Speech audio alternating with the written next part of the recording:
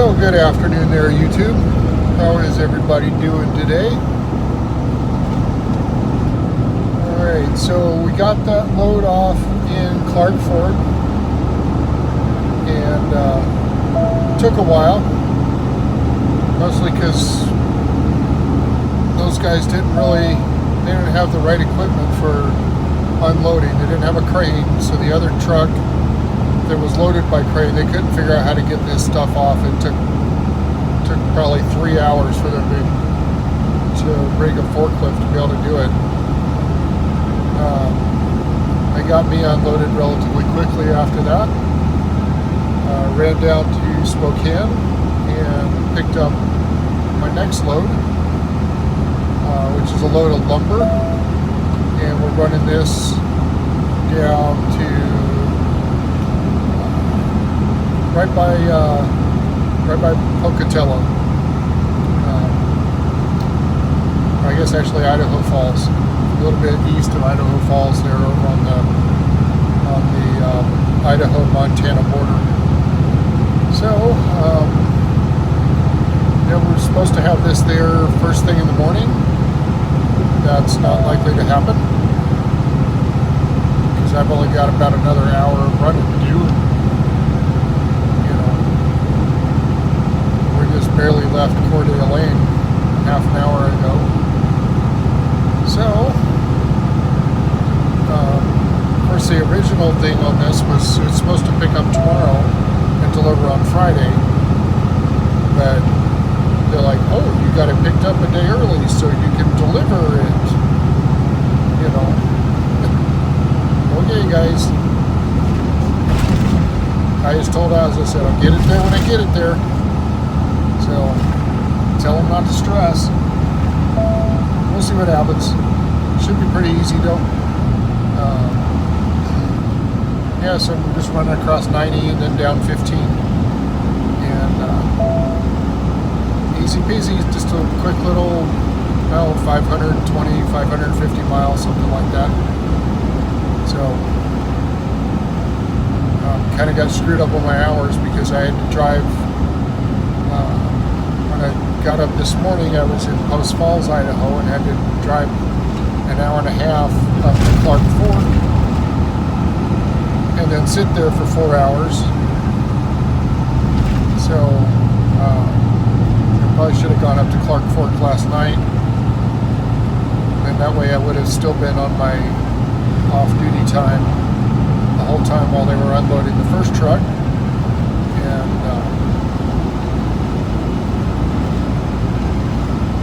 at least then my clock would not have started. So, because that's what screwed me up, is that my clock got started when I took off to run up there this morning, and so not enough hours in the 14-hour clock to get all the way over there. So that's about it for today.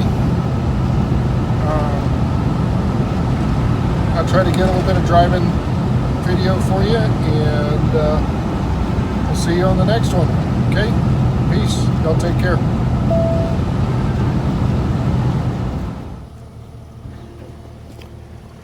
Another one of the nice things about flatbedding is that you get out in so many small towns. These guys are trying to take all this wood off. This little forklift is tiny. First pallet, pulled it up, dumped the thing all over the side. Second one, he's trying to pick it up, couldn't even get it up off the trailer at all. It was lifting up the back of his forklift. It was really hilarious. But we're gonna let them do their thing here for a little bit. I'm gonna follow Holly. She's over here looking for a place to go bathroom.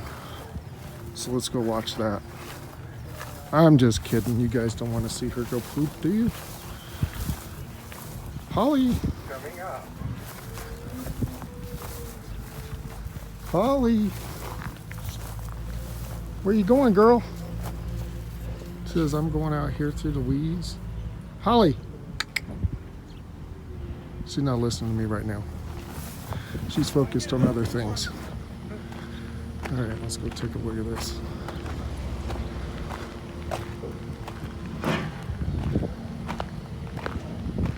So these guys, apparently they're gonna build themselves another little storage warehouse just like the one that you see right there. So right there, that's the first pallet they pulled off. It was nice and clean when it went on there and when I delivered it.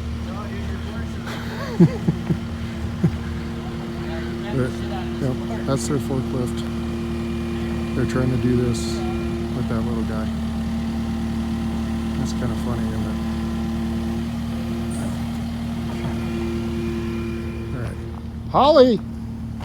Come here! There you are. There's Holly. She likes to get out at these places and walk around. Don't get in their way, Holly. Holly, over here. There you go. Holly. What's your dog's name? Holly. Holly? Yep. Well, hey there, guys. So, on my way over to pick up my next load, which is going out to Illinois, out by Chicago. And the lovely state of Idaho set up a roadside truck inspection. So we've all heard the horror stories about these, or at least truck drivers have.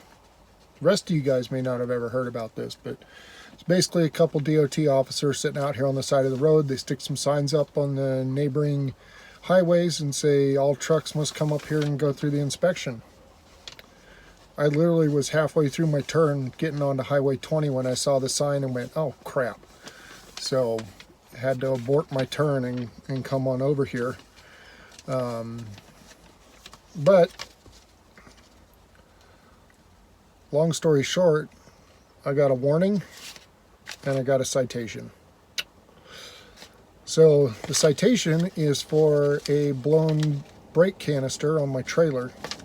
So which frankly, that one kind of pisses me off, because when I was in Denver a few days ago, we had our mechanic out and he replaced the canister on my steer axle. That one was blown, but he did not catch the one on the trailer. So, and I hadn't caught it in my pre-trips, so kind of mad at myself for that. I should have caught that and should have, got that fixed. But got a warning for load securement violation, which this one was kind of a new one to me because I'm empty. Like, what the hell? Load securement. Well, there's some gravel on my trailer that fell off. I think it fell off that piece of equipment, that pipe boring machine that we hauled last week. And I don't have a broom, so I had not swept the trailer off. And I have a broom on my shopping list.